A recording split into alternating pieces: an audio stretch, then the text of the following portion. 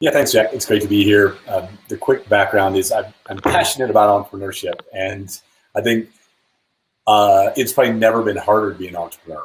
It's always, to your point, it's the hardest job in the world. I think it's the greatest job in the world, but it's all right now probably the hardest job in the world because you have all that stuff you have to worry about that goes with entrepreneurship 101 or 201, and then you throw in COVID, you throw in work from home, you throw in a lot of the social unrest we've had to deal with, or in good ways been brought to the forefront. But entrepreneurs have had to have all of that stuff happen in addition to managing a growing enterprise. So it is a really challenging part, and why I'm so passionate about the mental aspect, because I do think it tends to be the big difference between what makes a successful or unsuccessful entrepreneur. But yeah, so my background, I was the first person in my family to ever go to college. I grew up in Toledo, Ohio, in the rough part of Toledo, Ohio. People do joke and ask if there's a good part of Toledo, and I say there's a couple streets, but I wasn't Nice. there. But I grew up there. First was my family to go to college. I went to Miami University for undergrad, and then had two jobs. My first job was an account job as a CPA. One of those jobs we walked in and within 38 minutes knew that I had made a huge mistake in terms of wasn't what I want to do for the rest of my life. But I did that for 2 years. Then I went to work on Wall Street in Chicago at Lehman Brothers. Both those jobs were in Chicago. Another job that I learned a ton, but really quickly realized that this was a kind of a educational experience, but a soul-sucking experience. And then I was fortunate to beg my way into Kellogg. So I got waitlisted into the 1-year program, begged, borrowed, and I didn't steal, but I begged. And luckily they let me in and had a great experience. I graduated from the 1-year program in '97. And then I moved out to the Valley. I went out and worked, did a couple years of investment banking out there. But I remember Kellogg sitting down and saying, within 5 years, I want to run a business. The only problem is I had no resources and no ideas. But other than that, I was hell-bent on being an entrepreneur. I got recruited out of Morgan Stanley by Mark and Ben, as you mentioned. An amazing experience. I dropped in. And if you ever want to learn entrepreneurship, it was late 90s, two high-powered entrepreneurs raising hundreds of millions of dollars. It was like dropping into a rabid, high-paced environment that I so desired. So I saw that through IPO, and then I quit, raised what's now called a search fund or an ETA, Entrepreneurs Through Acquisition. I raised a small search fund, and then got lucky, found a great business in San Francisco, ran it for 13 years. Took it from a small enterprise, about 30 employees, up to almost 3,000. Raised capital from Benchmark, General Atlantic, and then took it public. In 2011, ran it for 3.5 years as a public company CEO, and then woke up with my fourth child, exhausted, and way underqualified. So I moved to chairman, and then from there moved to Austin and started Next Coast Ventures. Great.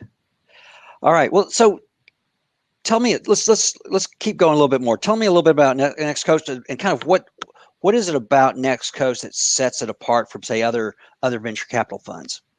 Yeah, so the whole ethos behind it was we wanted to focus on, and this is interesting pre-pandemic, we wanted to have the best venture capital firm outside the coast. I love working in Silicon Valley. There's no place like in the world, but we saw a pretty significant gap in funding and capital for entrepreneurs. And we had a general belief, this was again 6 years ago, that entrepreneurs were going to start to move out of the coast more aggressively for a whole host of reasons: cost of living, ability to attract talent, lifestyle. And that was our thesis. Our second, really, I think, differentiation was everybody in the firm has been an entrepreneur. So our tagline is built by entrepreneurs for entrepreneurs. What that means is we're not going to tell you everything to do or try and tell you what to do, but we at least as an entrepreneur can understand what you're going through, try and provide some perspective as our own experience, and introduce you to resources that can help you grow and build your business. So that's our big differentiation. I think it's focus on non-coastal markets and then that entrepreneurial experience. And then post-COVID, the thesis has only played out more than we would ever imagine because everyone is fleeing the coast and trying to get to great parts of the middle part of the country, which is good for us. Yeah, no doubt. I do want to circle back to it after a while, the idea of raising money that if you're not in, let's say, Boston or Silicon Valley or something like that, right, for startups. But I want to pivot a little bit to today, right, against the backdrop of the pandemic and kind of what you see has changed from what like entrepreneurs even a few years ago were facing versus what they're facing today? Yeah, so I think that the good news is there's more capital. So some really good things that have happened independent of the pandemic. There's more capital than ever available for entrepreneurs. We're still not doing a great job in diversity and all forms, but it's getting a little bit better. But there's more capital than ever. I think it's never been easier in terms of the building blocks, certainly for a technology company to be built. So those are really good things. I think the pandemic has brought, in addition to what I mentioned before, it's like, okay, I've got two other really big things to worry about, right? I've got to worry about the health of my employees. Right. I've got to worry about suddenly working in a diverse environment. I mean, I thought it was really hard to maintain a culture when we were 35 employees at ServiceSource in one building. So now you take that same challenge and you have a distributed workforce. I just think those are the underlying aspects. You know, we've all gotten used to Zoom. We've gotten used to being able to go out and recruit and talk to customers or prospects over Zoom or other mediums. But I think the cultural aspect and building the type of environment you want for the company is probably the hardest part of entrepreneurship right now. In addition to dealing with these exogenous events that no one would have predicted literally 12 months ago. Okay. So playing a little bit off your tagline there, on the screen, the mental part. So, you said you knew right away CPA wasn't for you. Same thing about our investment banking, right? Kind of soul sucking experience. What is it about it from a mental aspect? What flipped? What turned you on, or got you excited, or whatever about entrepreneurship? And then, if someone were to stop you at in the street, masked up, of course, but ask you, kind of what you thought about their chances, what guidance would you give them? Wow, two great questions. I mean, I think the first one, maybe ignorance, was probably the greatest thing. I didn't know what I didn't know. In all seriousness, I mean, part of it just being aggressive and interested in doing something. But really, what I wanted to do and what got me off the proverbial couch to go take a risk, quit a job. I mean, here I was. The story was I was this poor kid from Toledo, Ohio. I went out to Silicon Valley. I was at Morgan Stanley in 1999. I made $500,000, which is more money than I ever thought I'd make in my life, maybe my entire lifetime. And they offered me $1 million, literally $1 million to stay one more year. And I'll never forget calling my mother's departed, but had raised me as a single mom, and called her and told her that I was leaving this job to go become an entrepreneur. And she literally, and my mother was a great but crusty old woman, said, you could be, she said, you could be shoveling poop in hell for that money. Why would you leave? But that was the Toledo mindset. So, but I tried to explain to her. I said, there's just something in my core that wants to build something, that wants to lead something, and wants to have an impact. Okay. And that was way beyond any of the financial aspirations. So pivoting it, so that was what got me going on it. I'd say pivoting into your question on if I bumped into someone in the street, that's where I would go, which is this a burning desire? Is this something that you can't stop thinking about, can't get out of your head? Because the job is so doggone hard. This is why I wrote this book, was to really help people understand. Is like, the job is so stinking hard. You should try and have someone that you trust talk you out of being an entrepreneur or talk to you about your idea. And if they're successful, that's a pretty good indication that you shouldn't be doing it. But if 10 people tell you you shouldn't do it and you still can't stop thinking about it, I think that's the burning ember that says, all right, you got to go do it. Right. There you go. Well, we've kind of walked through your background, but maybe you could introduce your alter ego. Yeah, I'll just pull up. I'm going to go to one slide. Yeah, I mean, the book is about this guy. And so, I wrote the book because a couple of reasons. One, I was, as an entrepreneur, I had success by most measures that were quite good, but I never felt like I was good enough. I never felt like I had achieved enough, no matter what I did. I thought when the company got this big, when I got some level of financial success, that I would suddenly, everything would be good. And what I realized is, A, that didn't happen, and B, I was plagued with, and I thought I was maybe by myself, but I found out that just about everybody I know that goes into entrepreneurship and maybe in life has some voice in their head that's saying, you can't do it. For me, that voice shows up as fear, uncertainty, and doubt. And it caused so many issues. It caused me to not be present. It caused me not to be an effective leader. And I was consistently struggling with this voice. And at some point, I started thinking, gosh, am I the only one that has this? And what I found out is, no, I'm not, but also the ability for me to personify it, to make this thing something, some sort of beast, was a success. That helped me. And so from there, and I'll just flip through this short presentation, but from there, I started to look at what resources were available to me as an entrepreneur. And I had an amazing experience at Kellogg. I'm a passionate believer in the experience I had there. But in 97, when I graduated, there weren't a lot of courses around the mental aspect of entrepreneurship. There weren't any good books. There weren't any really things that helped me understand the mental aspect. And there really weren't any resources. And I thought that was crazy. What I found is, on a typical day, if you go to the web and search for things, this is the kind of nonsense you see. And I call it nonsense because it doesn't really help. Is Jeff Bezos the wealthiest or second wealthiest man in the world? Right. Do his productivity tips really help someone who's just getting started? Yeah. Or Elon Musk or all this stuff. I mean, you get the point, but this was the content that I continued to come across.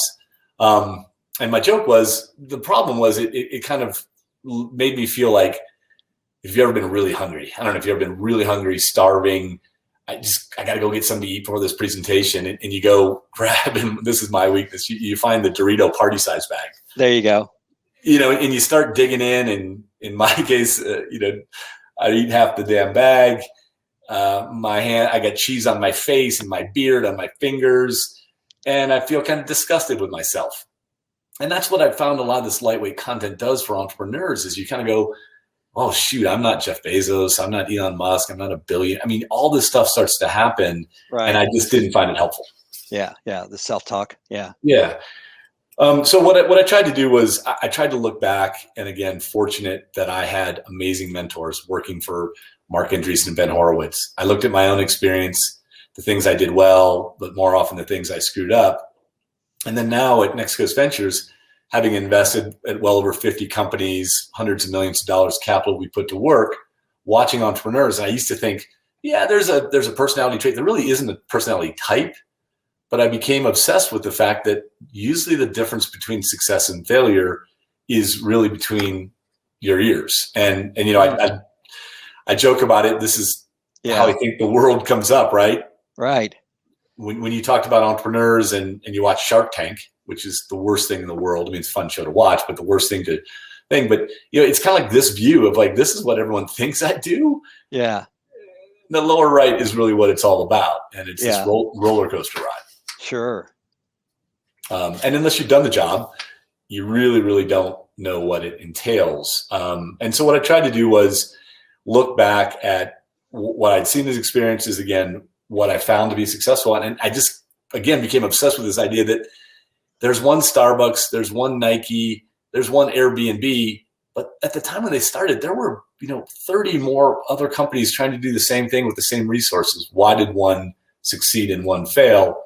And I think it came down to the mental aspect. And that's what I wrote the book about. It's filled with vignettes, mostly cringeworthy vignettes about dumb things I did, but also tried to present this framework in very user ready format. So the book has a simple formula. It's laid out here. I'm happy to go into it, but so I'd go through a high level. This is, I think, the building blocks for mental toughness. And then each chapter has what I call monkey minders, very specific things that I've seen myself or others do to try and bring these attributes to life in your personal and professional life. Yeah. Well, we've got time. Let's walk through, let's sort of at a high level. So you kind of talked about the self-awareness side, at least from what gets you excited, what gets you out of bed in the morning, but maybe take it a level down from there. Just kind of what is it? What's that look like? How will I know I've kind of got it figured out, beyond that, being able to answer 10 people the why? Yeah. or that I should be doing this? Yeah, I think that, and this is it's not exactly a Maslow hierarchy of needs, but kind of like that is, I just find that for myself and for the most successful entrepreneurs we back, self-awareness is almost the number one indicator of success and mental tenacity. And what it means is, do you know what you're good at and what you're not good at? Do you know what areas that you perhaps need additional resources? Do you have real awareness? And I think this is like, do you know where you may need to develop over time?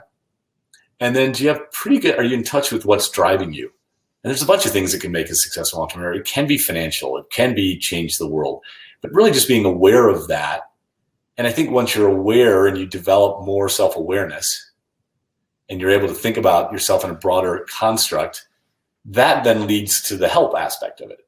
Okay. Which is, in my case, I think I was somewhat self-aware, probably done way too much self-help stuff back in college, which I talk about in the book, but really had to reshape my mind. But I found that I was reasonably self-aware, but I really stunk at getting help. And so what I found in the journey, I tell a story of, I had, in my first 4 years, I had hired and fired 4 head of sales in 4 years' time, which, oh, wow. That's not really a good indicator of success for anyone out there. And my board was kind of looking at me like, it's either you get this right or you're not going to be CEO anymore. So I went down and saw an old legendary business leader and coach in Silicon Valley, a guy named Bill Campbell, who's no longer with us, but he had been the personal coach informally, but to Steve Jobs, to Tim Cook, to the founders of Google. So just this great, crusty, legendary guy. And I sat down with him at the Old Pro in Palo Alto. I had 30 minutes with Bill, grab a beer. I started telling him what's going on. He said, finally, in a minute, filled with explicatives that I won't do, but he said, well, who the heck is helping you, Smerklo? So I don't have help. I don't have time, Bill. I'm trying to hire a head of sales. I'm trying to run this business.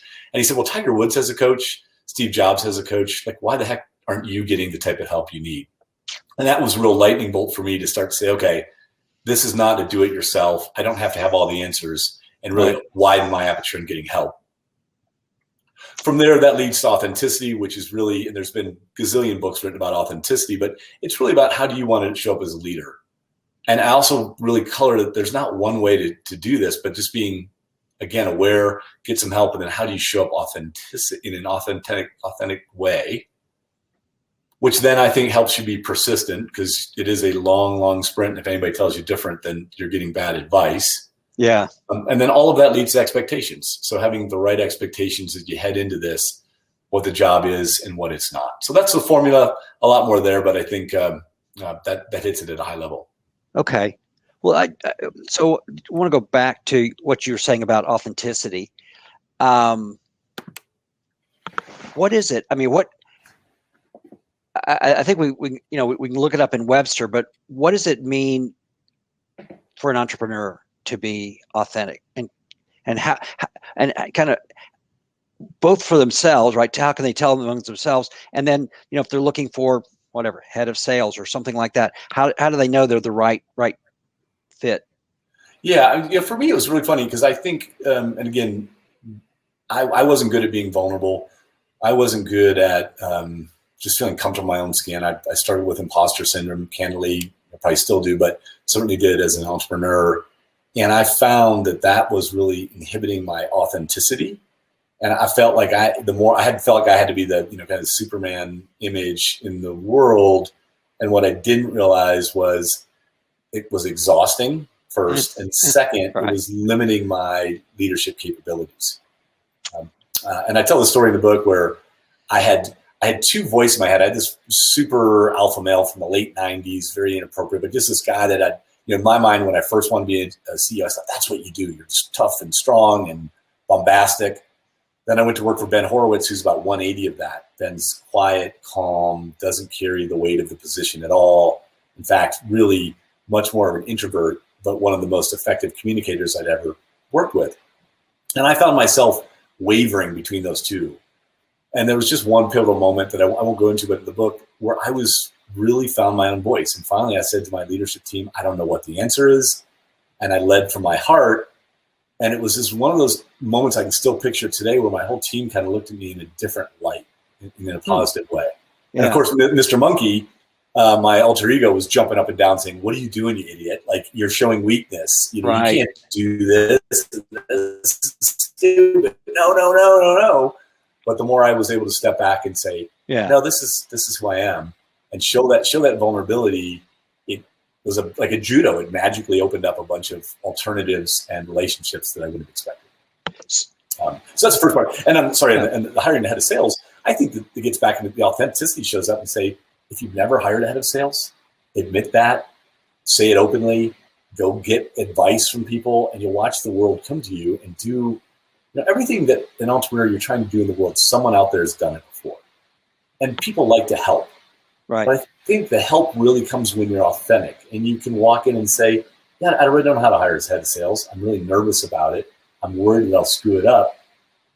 Think about if you bring that energy into the world, people want to help you. People, and in my mind, I was like, oh, people are going to think I'm an idiot. No, they want to help you. And I think that's where the authentic voice and mindset, again, really broadens the aperture and areas where you can get help. Got it. Okay. So in terms of that help, reaching out to your network, obviously I would think building a solid board, maybe even, you actually touched on it earlier, and I want to touch on other aspects of it, but you mentioned the word diversity, right? So I would think that having a wide set of skill sets in a board would be critical. Yeah, I mean, help can come from multiple vectors, Jack, and you're hitting on a bunch. First of all, board of directors. I think you have to be careful of the board because you probably can't be as vulnerable with the board, unfortunately. I mean, that's just advice I give people is, walking in and saying, I really don't know what the hell I'm doing. Probably is not the best way to lead a board meeting, but that can be certainly, and I've written some blogs about this at my website under my name, but how you can start to think about structuring a board for what you need and where you think the business will be in 2 to 3 years. And then I think mentors, formal and informal mentors, are just a massive, for me, was, I think, the critical success factor. Going to people that have done what you're trying to do before, but they're still somewhat in the game, so they're not, I don't think startup CEOs should go try and get the former CEO of GM to be a mentor. I'm not going to help you, right? So try and find someone who's just a few years ahead of you, and then try and find multiple mentors, because I had a mentor who helped me with sales. I had a mentor who helped me with organizational development. And I had a bunch of mentors through my YPO chapter who helped me with just not being a jerk, so which would someone argue is a pretty tall task. But getting a bunch of mentors to help you, I think is absolutely important. Yeah. So I've got a few more questions, but folks, feel free to send us in ones of your own. Happy to keep this conversation, but we'd love to interact with more people. So feel free to opine in. While we're waiting for those questions, let's talk a little bit about the tenacity part, right? That seems like a critical aspect. I mean, you always have some amount of self-doubt and stuff like that, but you really have to, it's tough. Yeah. Right. Yeah. I think there's an old Mike Tyson quote, which is weird to use Mike Tyson as a source of inspiration, but sometimes it works. But he said, everyone has a plan until you get punched in the mouth. And I just found that to be such a great entrepreneurial quote. We use the term at Next Coast Ventures, glass eaters. And then, funny enough, Elon Musk just used that same term a couple of nights ago on Clubhouse. But glass eaters is a term we use at Next Coast. And what we mean by that is, to be successful as an entrepreneur, you have to be prepared to eat glass. Yeah. And we use that just because, from a visceral reaction, think about that. What would it take to eat glass? And it really is that underscoring that there's going to be some really bad days. There's going to be dark moments. And again, that's why what the book talks about isn't to discourage entrepreneurs. I'm maybe the biggest advocate around for entrepreneurship, but to go at it without an open mind. And going back to the silly blog post, but understanding that there's going to be some really battles that you're going to have to fight. Not just to go to recruit customers. You're going to get told every way, shape, or form. You're going to get told from investors, from prospects, from potential employees. You're just going to get told no all the time. And so if you don't, back to that what we talked about earlier, that tenacity perspective, if you don't have that mindset and you're not passionate about what you're doing, Right. I would say, no, don't do it. Don't do it now. Maybe now's not the right time. And there's also a right time to do these things. I think that's also an important element that often gets overlooked. Yeah, I can certainly see a heavy interaction between the E, right, the expectations, and tenacity. And I don't know. I mean, in my own world, I think about it in terms of, say relative to the pandemic, COVID. I'm hoping, naively back in whatever a year ago, I was thinking, well, this will be good by what, April, May, June at the latest. Yep. Well, silly me. So there goes expectations. But now with the vaccine, starting to see there may be there's and certain amount of herd immunity and all that. But relative to entrepreneurs, talk to us a little bit about the setting appropriate expectations. Yeah. And I think this year, if you didn't have expectations, everyone's got reset very quickly, despite our best efforts not to do that. But I think about expectations in a simple light. And if you kind of follow that shape format, I think there's the expectations you have at the beginning, the middle, and the end. And I think the beginning part is just understanding, as I said a couple times, how hard it's going to be. Yeah. But don't let that discourage you. I think make sure it's an idea that you're excited about. Make sure it's big enough to be worthy of your time. It doesn't have to be. Sometimes entrepreneurs get so stressed out about the idea is not big enough. No, I don't think when Howard Schultz started Starbucks that he was trying to recreate a cafe experience from Italy. And so having a good idea with value and this getting started, take the first step, because then inertia really takes forward. But I think the expectations at start are, it's going to be tough, but also don't beat yourself up that you don't have the next Facebook. Because guess what? That was also started with Zuckerberg in college trying to meet girls. Like world domination wasn't on the map, right? And even Bezos called it the world's biggest bookstore.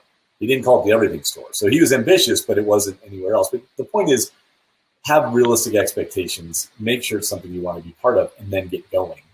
Yeah.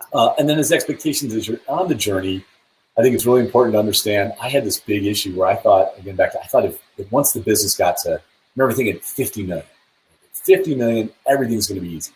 We'll have scale, employee, we won't have to worry about all this stuff. Well, guess what? At 50 million, a bunch of problems I used to worry about had gone, but here were 10 more. And so it really took me, a mentor of mine said, "Someday never comes," which is a sad song by CCR that I won't go into. But really the idea that the day of everything working isn't going to come, and the sooner you can figure that out, the better off you'll be. And then the journey ends at some point. It does. Jeff Bezos just announced he's retiring yesterday after 30 years. Yeah, I saw that. Yeah. Someday the journey ends. Mine ended in an unceremonious way, but I just think that realizing that there is a beginning, there is a middle, and there's an end, and the appropriate expectations and mindset is really critical on the way. Yeah. So, we're not all going to be the next, whatever, Jeff Bezos, right? Elon Musk. So tied into what are, this current thing we've been talking about, this sort of theme around expectations, et cetera.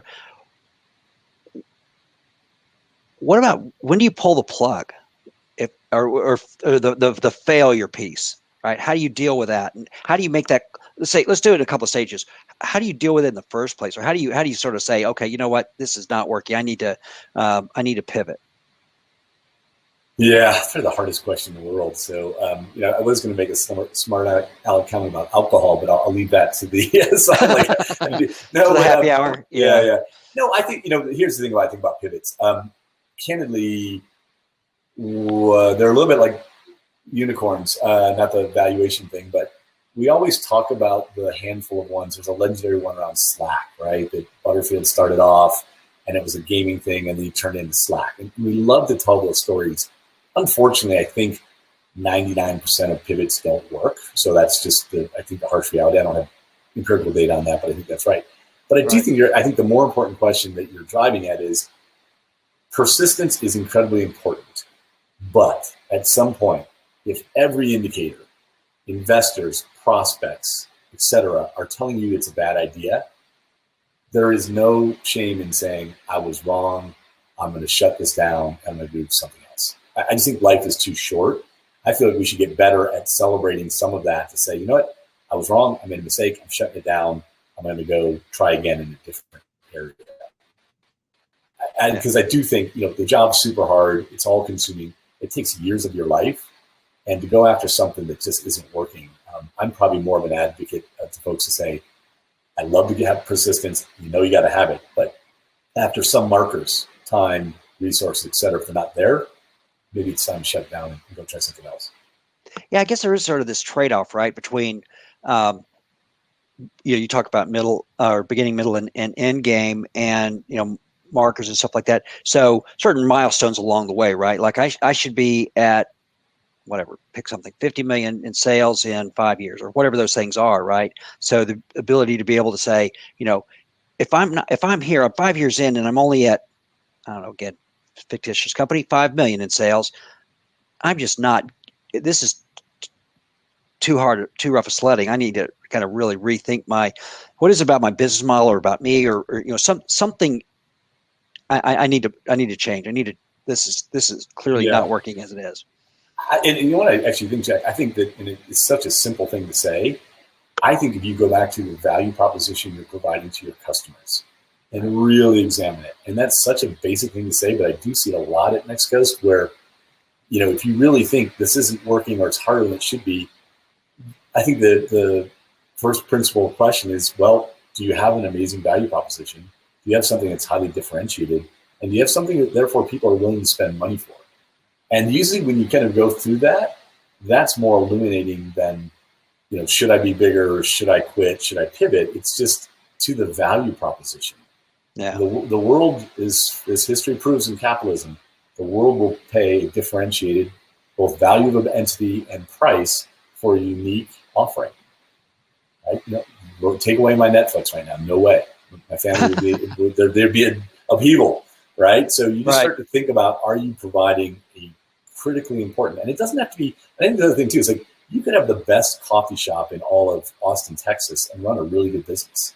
And maybe you'll franchise it, maybe you'll run out, maybe just be a really good business. But that usually is because it's exciting, it's unique, it's different, customers love the experience. And that's a wonderful thing too. Right. So beating yourself up on how big the opportunity, how big the company is different than saying, are your employees loving to come to work and your customers obsessed about what you're providing?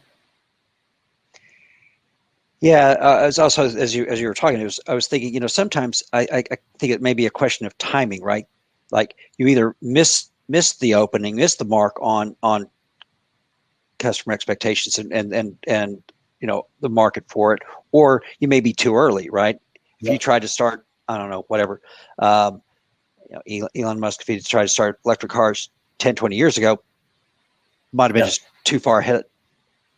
Yeah, that's the other thing is, and I hate to say this because it sounds a little bit, timing and luck. And in my case, I was fortunate at both. But the business we tried to start at, amazingly, and this was the vision that Mark and Ben had in 1999 for a company called LoudCloud, was what AWS is now. But there were a bunch of, we didn't have virtualization, we didn't have bandwidth. There was a bunch of critical aspects we didn't have. And then now it's, a massive business for Amazon. We tried to start that business. It was the idea. Mark and Ben were dead on. We just happened to be about probably 7 to 8 years too early. Yeah. So I guess, sometimes you just need to say, you know what, it was a great idea. Mark's not ready. We're going to put it back on the shelf, and we'll revisit it in whatever. 3-5 years, whatever it is. Yeah.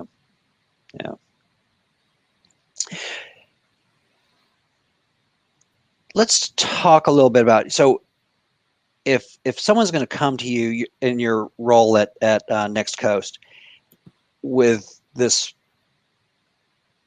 hot idea, burning passion, how should they frame that? What should they, what are you looking to hear or see from them?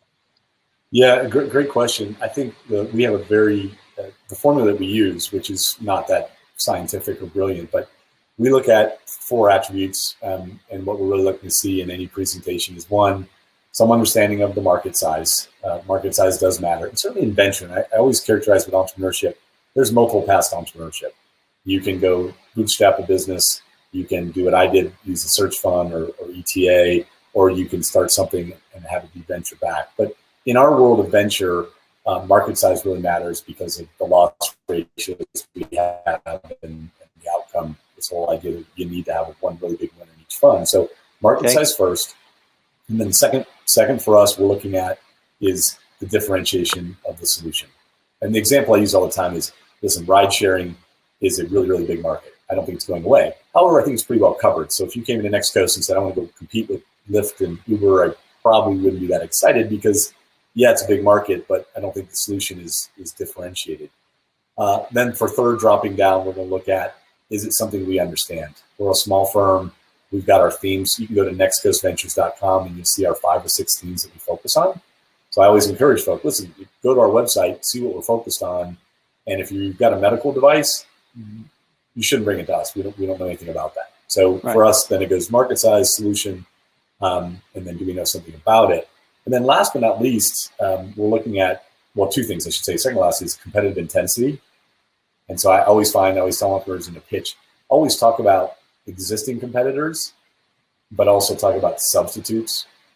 And inertia is a really powerful competitor, really, really powerful competitor. So if you come in and tell me there's no competition, I'm going to get a little bit nervous about inertia. And then boiling all that down, when we get through those screens, the last but not least, and by far the most important one, is the entrepreneur. And do we believe that she's a glass eater, that she's going to drive the business to a level forward and put up with all the things that go with it, as we've been talking about during the session?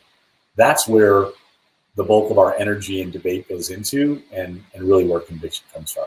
And so we're looking to, in the presentation, how committed are you? How much time have you spent in the space? Do you understand the challenges? And then the energy that you're bringing forward. Right.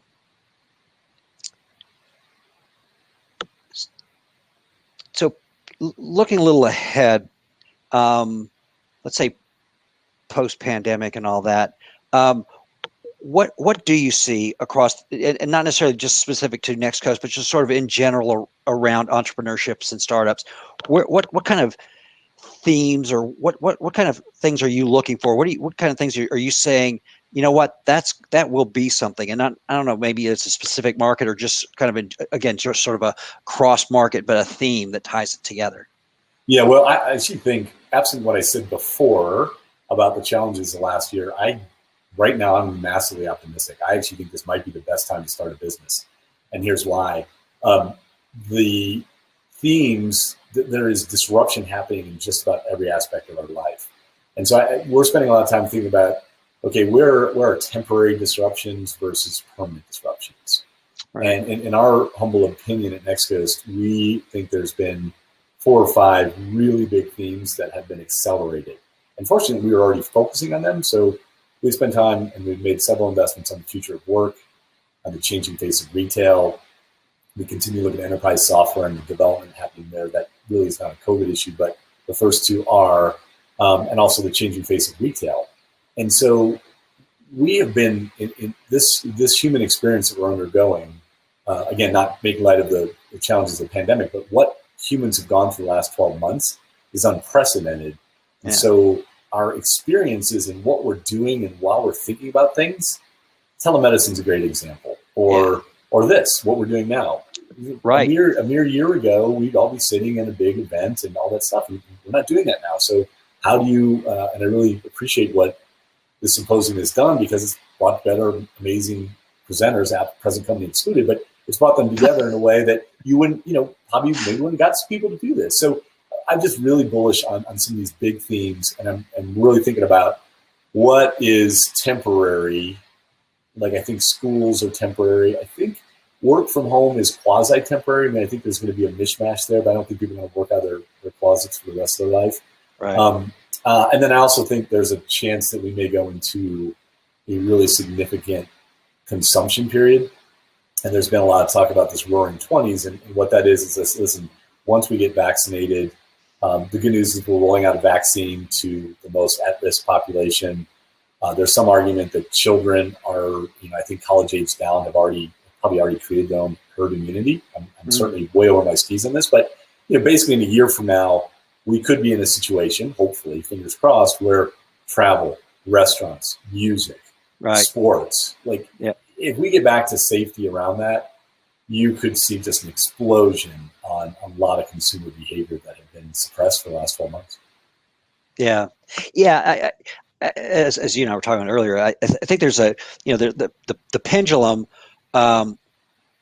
won't swing back the other way. I mean, I don't see everybody going back in the office working the 8 to 5 or whatever that would Yeah. ever, as if it ever was actually like that in the first place. But I think we've changed as a result of it. But the other thing is, I think there's a real positive aspect to it.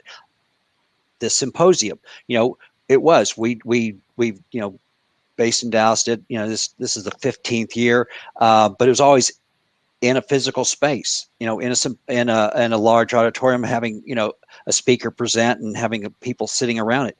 And I hope we get back to that. I hope we get back to more face-to-face human interaction, because I think that's we are just by our nature kind of built into that. But I think that this ability to kind of break through physical location boundaries and stuff like that, and go more virtual. I think it's pretty exciting. I think so. So yeah, there's probably are some ideas around that. I don't know if you. Yeah, it's it is. I do think some of the stuff, and I do think that you can't put the genie back in the bottle. Like, we're an investor in an Austin-based company called Everlywell that does direct to consumer testing for 40 different modules. And you used to drive to a doctor. Like, there's all these things you used to do and or go see a doctor without thinking about it. And you presented with an alternative, and you went, why would I ever go back to the way it was before? So I think there's a bunch of stuff that you just won't go back and do. Having said that, I think face-to-face, I think humans desire that, seek that out. And so I'm interested. It's really interesting on the workspace, and we've got a small investment in the company, but I'm interested in what flexible workspace would become. I think it's a huge development that we're more open-minded about working remote. I just think that's great for productivity and for humanity and families and all that stuff. Yeah. Having said that, I think there's a middle ground that's going to flow out of it. Yeah. I think that one of the things that I think has been a challenge in the past, everybody working remotely will continue to be a challenge. So as we swing back towards this sort of middle ground, this idea of cross-pollination and of ideas, and these incubator type cells of where you get people saying I think the proverbial water cooler talk and stuff. Yep. Right? It's not just about the sports or whatever you did on Friday night, but it's really ideas about, hey, what do you think about this? Well, here's an idea. Yeah, it's a really great question, and also and I think that's where innovation will come. Like, if I was an entrepreneur right now, I'd be thinking about, what are the things that we're good about in this particular topic? And this is where I get back, what we're good about Office. Well, I like the whiteboard. There's a lot of great jumping up and brainstorming or connecting with someone other part of the company. So how do you do that? I just think there's a bunch of different areas of the economy that, again, I think really exciting things are going to emerge because of what we've been living in the last year. Yeah. It seems like the face-to-face piece is really good. Like, I think a lot of times in terms of sales cycles and stuff like that, the introduction, right? Hi, Mike. Nice to meet you. Hand to hand, handshakes, face to face. The 10th call, the 15th thing or 15th interaction, a virtual thing is perfectly fine, right? We're just sort of taking it to the next step. Yeah, I think the big thing for me on it, the whole thing, and this goes back to the entrepreneurship and challenges, is that I think culture. I believe obviously the mental aspect is the book, but also just culture. I was passionate about it when I was a leader, getting people to have some shared vision, to make the workplace something that they all want to be part of, to keep the customers at the forefront. I think the great experiment is, can you do that in a complete remote environment? I've no doubt you can program. I think you can do sales. I think you can do, there's a bunch of things you can do where you're not, you don't have to be in the same room, but the softer side of entrepreneurship, which I think is massively important, that's the great experiment that that hasn't played out yet. Yeah. So I was actually immediately post Kellogg, I went into management consulting. And so that was always the corporate culture aspect of it. I thought was really interesting, because it's one thing if you're a client all the time, and you kind of get embedded there. But how do you build a culture?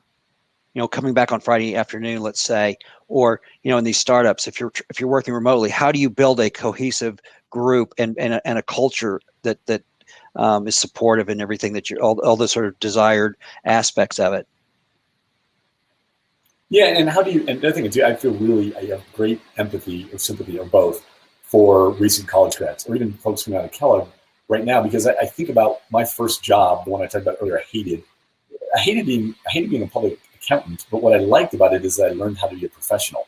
Right? There was just I got to see an office environment. I got to see and there were training aspects. You can do something online, but that's where I feel really for people entering into the workforce, either out of undergrad or business school, I can't imagine going to be an investment banker right now in a remote environment, because the job, a lot of that job was the collaboration and all these things. So I don't know. It'll be interesting to see, but I do think, again, that's why I'm so excited about entrepreneurship. I just believe in my core.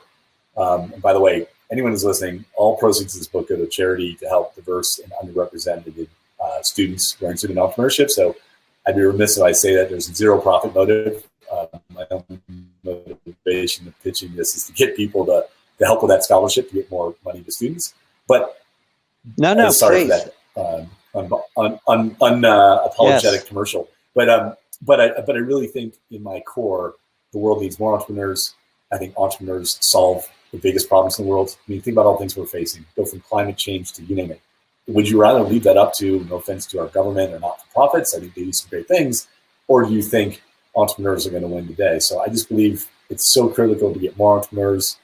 We need more diversity in entrepreneurs, and we need to have more healthy entrepreneurs. So that's where my passion is, but I also think right now, probably never been a better time in terms of going after markets that are ripe for disruption or experiencing change at an unprecedented level.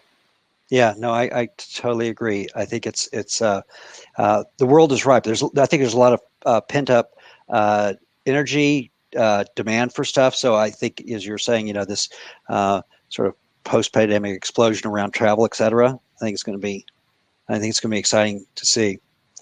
Well, I think we're rapidly running out of time here, so I'd like to wrap up. Any final thoughts? Well, my only final thoughts: you're listening, you're thinking about being an entrepreneur. I hope this book can be some sort of a resource, but more importantly, I just encourage people to give it a hard look. I really do. I think for all the reasons I mentioned before, but it has potential to change the world, creates jobs, can have financial impact, can create really disruptive solutions. So I'm always raising the flag and saying, if you're thinking about entrepreneurship, I encourage you to do so, because there's no better job in the world. Yeah, no, totally agree. Well, thank you very much, Mike. It's been a great conversation. Really enjoyed it. So folks, look for the book on Amazon and other places, Mr. Monkey and Me, by Mike Smerklo. Connecting out to you at Next Coast Ventures. Is that? Yeah, I'm available. I've got my website is got a lot of content on entrepreneurship. That's at mikesmerklo.com. And Next Coast Ventures is here's my contact information. So, there you go. Available for on social sites, but my own site has a bunch of the content around the book and entrepreneurship, and then Next Coast Ventures is the professional contact. All right. Thank you very much. All right. Thanks, Jeff. Yep, you bet.